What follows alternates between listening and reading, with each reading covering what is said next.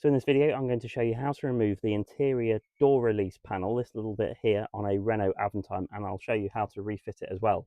In terms of what you'll need a little flathead screwdriver, a little pointy thing, a proper flathead screwdriver, and a T30 Torx piece. So the first thing to do is use your little pointy thing to just go in the little notch above the little cap here, which covers a bolt, and that's the only bolt you need to remove. Now with that lowered, you can now get onto your Torx piece. I haven't tightened this up a lot from last time, so just loosen that off. So that's now loose.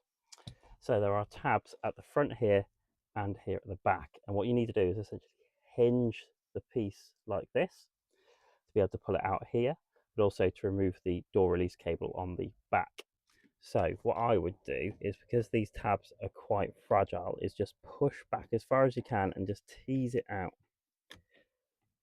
like that, and then you can pull it out a reasonable amount. That needs repairing, which is why I'm removing it. Now, to be able to remove the whole piece, I now need to remove the cable. So with the trim piece pulled out as far as it will go, it won't come all the way out because it's still hooked in here at this end, and it's got the tension on the cable here. You can then remove the door release cable, which is in this little black piece of plastic. And to remove that, you just need to push on this tab, and as you're doing it, you just need to push down and outwards if you can into a better view. Now I'm doing this one-handed, so it's a bit clumsy, but there you go, it's popped out. And then if you just then pull forwards, you can then hook out the whole trim piece.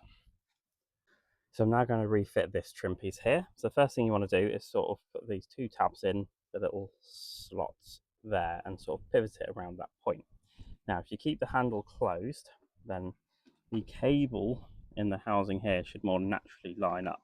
You need to put in the bottom two tabs here first. Get to focus here.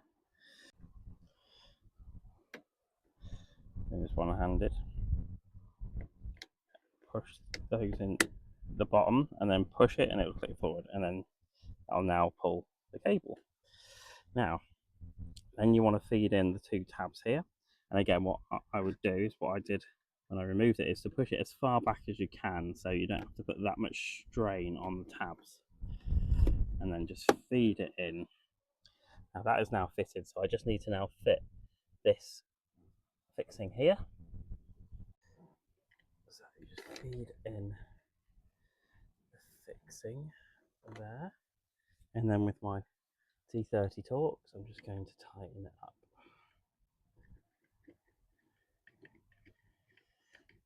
Now, there probably is a proper torque setting. I'm sure if I looked hard enough I could find it, but I'm just going to do it so it's tight by hand. I'm not going to use a ratchet or anything because I think it just puts too much strain on the plastics. So there you go.